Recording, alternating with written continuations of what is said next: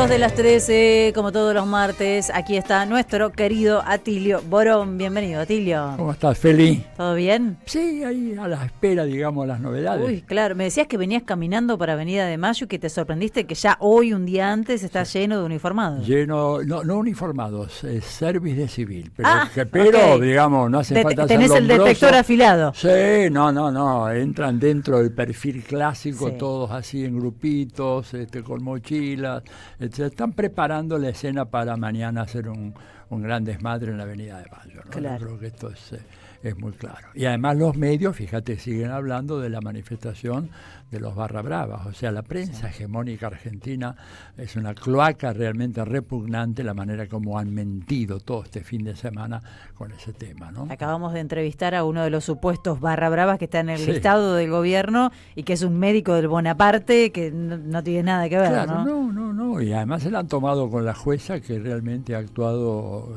como corresponde, ha actuado a derecho, ¿no es cierto? Sí.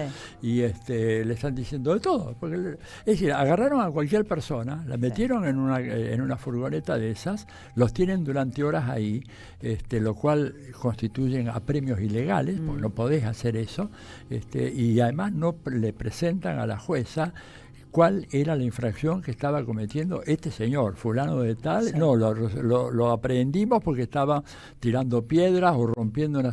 Nada, no hay nada. Bueno, pero esto es lo que yo vengo diciendo hace tiempo, la Argentina deslizándose aceleradamente hacia un régimen despótico, autocrático, en donde lo que queda de democracia es un ropaje exterior, pero la democracia no funciona así. Sí.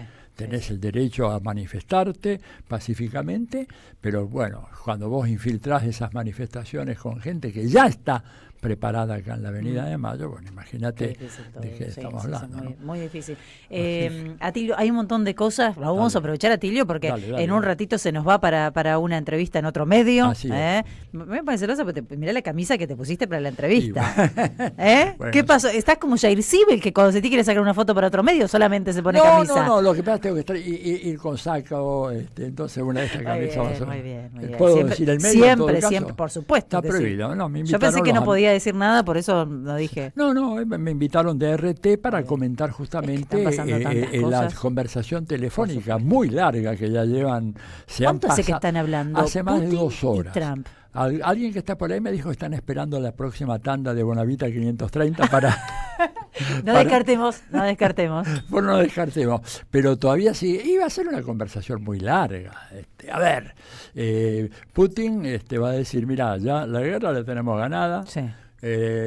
Zelensky sí insiste en pelearla, yo quiero ponerle fin a esto, pero claro, hay ciertas condiciones fundamentales. Primero, reconocer de que ya el territorio de Ucrania no es el que era antes.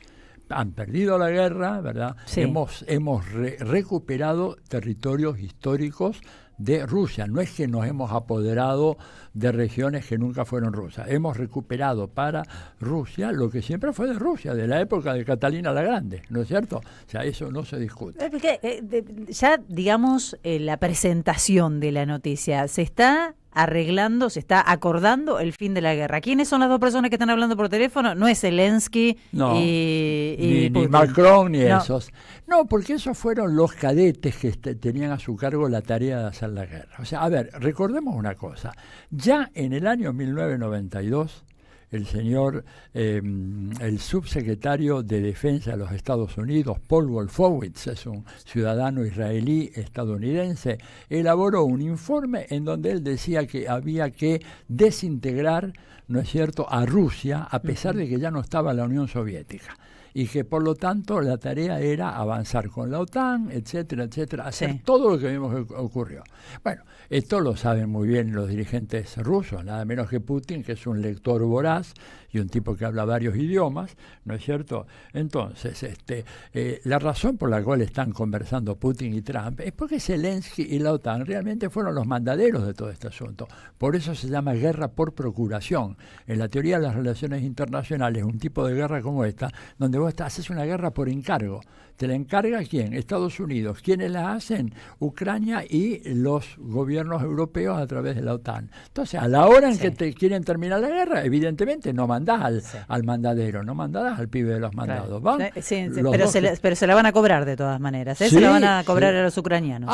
Ya están en eso. Se la van a cobrar, por supuesto. Así que bueno, este es uno de los temas que hay que resolver. El otro tema es que, bueno, Ucrania cometió un error al tratar de penetrar adentro del territorio ruso, quedaron entrampados, hay fuerzas militares muy grandes ahí que están absolutamente desahuciadas. Putin está diciendo que entreguen las armas, ¿no es cierto?, y van a ser tratados como lo manda la legislación mundial en materia de derechos de los prisioneros de guerra, etcétera, salvo aquellos de los cuales haya evidencia que cometieron delitos atroces y aberrantes, y hay algunos casos. Bueno, ese es el otro tema. Ahí yo creo que Trump va a conceder. A Trump no le importa nada lo que pasa en Ucrania, no le importa que le mutilen el territorio. Lo que él quiere es asegurarse de que Rusia, calmada, digamos, a partir de esta negociación, que por supuesto lo deja Zelensky como lo que es, un payaso, ¿verdad?, sangriento. Bueno, el tema va a ser si Estados Unidos va a levantar las casi 19.000 sanciones que pesan sobre personas, empresas y agencias federales del gobierno ruso. ¿Te parece que no, Atilio? Y lo tendría que hacer, porque si no, Putin sigue la guerra, y para Estados Unidos esto es un desastre, porque fíjate que tienen que meter su atención en un conflicto que ellos ya en este momento lo dan por perdido y quieren salirse de ahí cuanto antes. Y además, los europeos tienen que devolver más de 300.000 millones de dólares que los rusos, en un gesto de ingenuidad, y ahí yo creo que habría que decírselo a Putin, si lo tuviera frente a frente acá en Bonavita 530, ingenuo, se lo diría. Putin está reñido. Está complicado traerlo acá. Bueno, pero para decirle, mire, pero usted consintió en que ese dinero ruso, confió demasiado en Occidente, por eso ellos dicen ahora no se puede confiar nada en Occidente, porque les pones la plata en los bancos y te la roban, porque lo que están haciendo es robarle ese dinero. Entonces él va a pedir ese dinero. Y además hay un tema muy complicado, que es que los ucranianos abrieron un frente de guerra tan grande que hay que ver cómo se establece ahí un poder de policía, o sea, un ejército multinacional no europeo, no de la OTAN, porque Putin ahí dijo, no quiero un solo soldado francés, inglés, holandés, nada de... Entonces van a tener que armar las Naciones Unidas un cuerpo de paz, los famosos cascos blancos, para monitorear toda una zona para evitar que haya nuevos enfrentamientos bélicos. Es una zona muy extensa, son 2.000 kilómetros que tenés que... O sea, ahí tiene que haber una fuerza, digamos, bancada por Naciones Unidas, por otra parte, aunque probablemente Rusia y Estados Unidos aporten, pero de poner por lo menos, yo calculo, 40, 50.000 soldados para vigilar esa zona, para que no haya nuevos enfrentamientos. Dos preguntas tengo para hacerte. Estaba esperándote, Atilio, para hacerte estas dos preguntas. Porque por un lado, acabas de resumir, la conversación por el fin de la guerra en este momento lleva 2 horas, es entre 2 horas Trump largas, y Putin. Sí. Mientras tanto, Zelensky habla con Milei. No quiero decirlo así, pero ¿qué pasó? ¿Una comunicación ahí, Zelensky-Milei? Y parece que Milei está dándole, no sé, una palmadita en la espalda. Yo creo que Zelensky le está diciendo, viejo, me desarmaron, me están sacando todos los recursos naturales, avivate. Sí, yo creo que ese es un poco el mensaje. Zelensky está realmente muy enojado porque además realmente ha sido humillado en la Casa Blanca, es humillado ahora porque se habla de su país y él no tiene ni arte ni parte todo este asunto.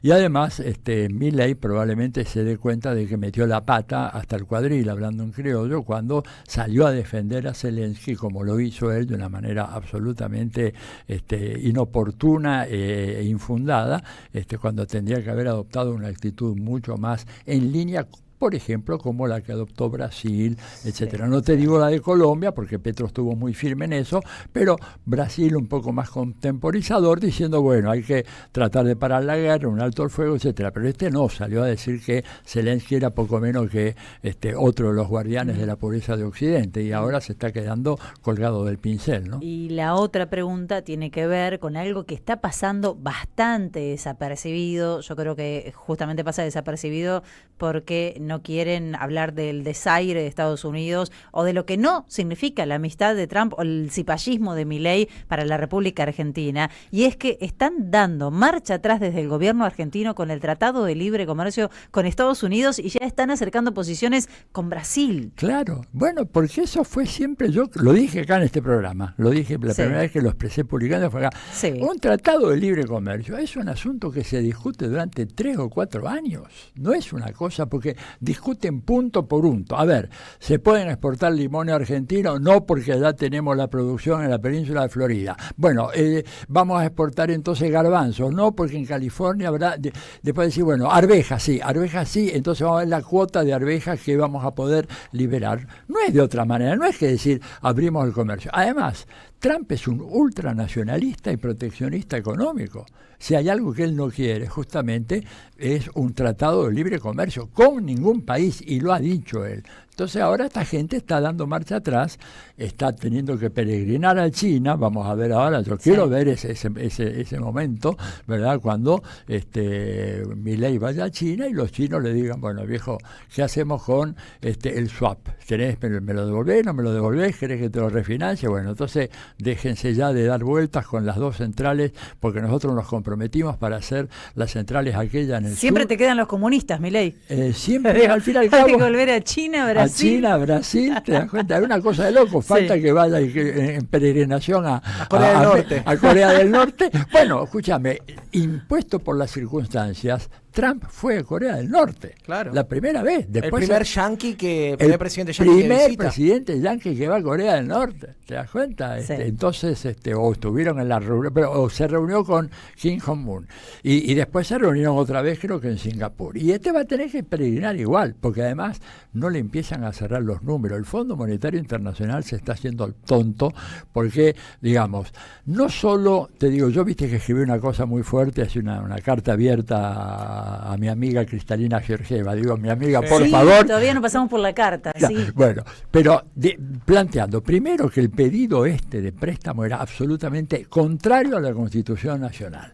Afectaba un artículo y 2 incisos de la Constitución, y afectaba a la ley aprobada en el 2021, que prohibía taxativamente que toda empréstito tiene que pasar por una ley del Congreso. Claro. Primero, no un decreto. No, eso no tiene ningún valor.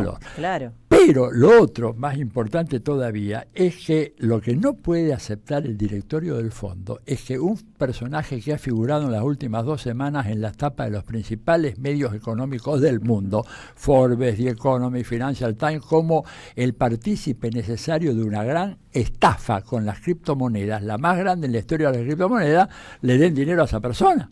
Es decir, yo me imagino que evidentemente Trump quisiera darle una mano, pero yo no estoy seguro que los países, digamos, que están en el directorio vayan a suscribir eso, porque es un escándalo enorme. Es realmente poner en cuestión la honestidad del sistema monetario y del sistema accionario de Wall Street, de la Bolsa de Valores de Nueva York, cuando vos le das a un tipo que está acusado y a la hermana que está acusado de ser la cobradora de la cajera de todo esto, le das 10, 15 o 20 mil millones de dólares. Entonces, en ese contexto, por supuesto, recogen el barrilete, se ponen a hablar con Lula, dicen, bueno, vamos a ver si desde el Mercosur flexibilizamos un poquito la cosa, va a tener que ir a China, lo están esperando creo que para fin de este mes o principio del otro a Milei que vaya a China para ver de qué manera se arregla todo este entuerto que armaron producto de su fanatismo, de sus alucinaciones económicas que no tienen ningún fundamento. Qué delirante todo. O sea, el tipo decía que iba a salir de Mercosur. Qué delirante todo.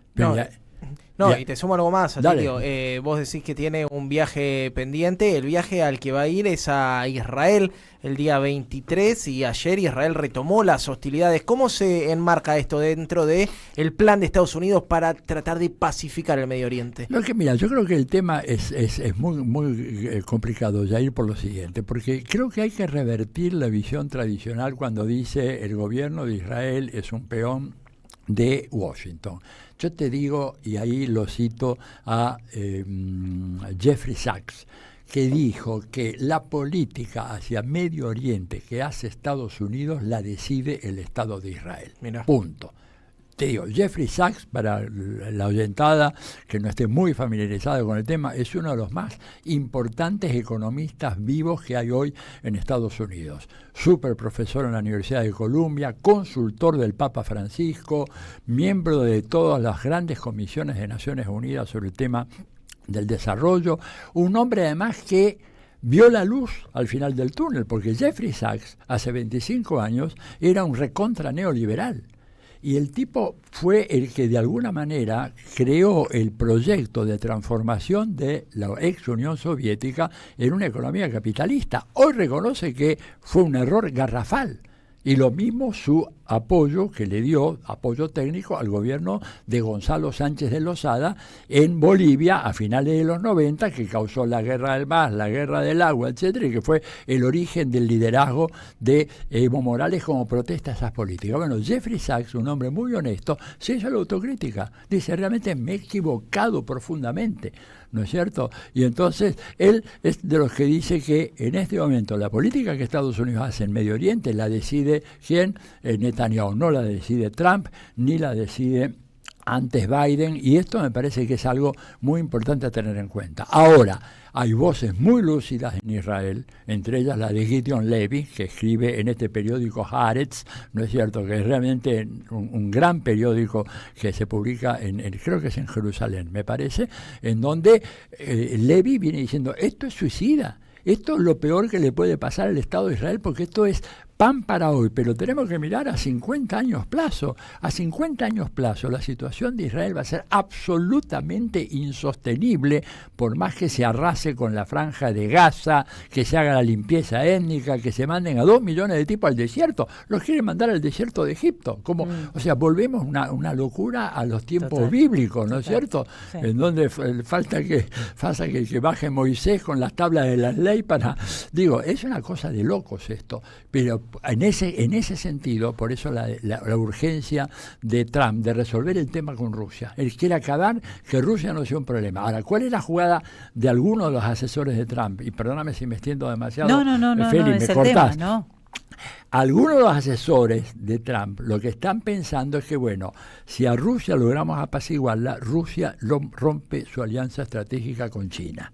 Y eso no va a ocurrir. Eso no va a ocurrir porque, primero, tenés dos dirigentes como Putin y como Xi Jinping, que son tipos que tienen realmente una formación impresionante. La verdad, yo no he hablado con ninguno de los dos, pero leo sus cosas y veo, y es gente que tiene una visión estratégica de largo plazo y saben muy bien que si ellos rompen esa alianza, Estados Unidos luego va a ir por ellos.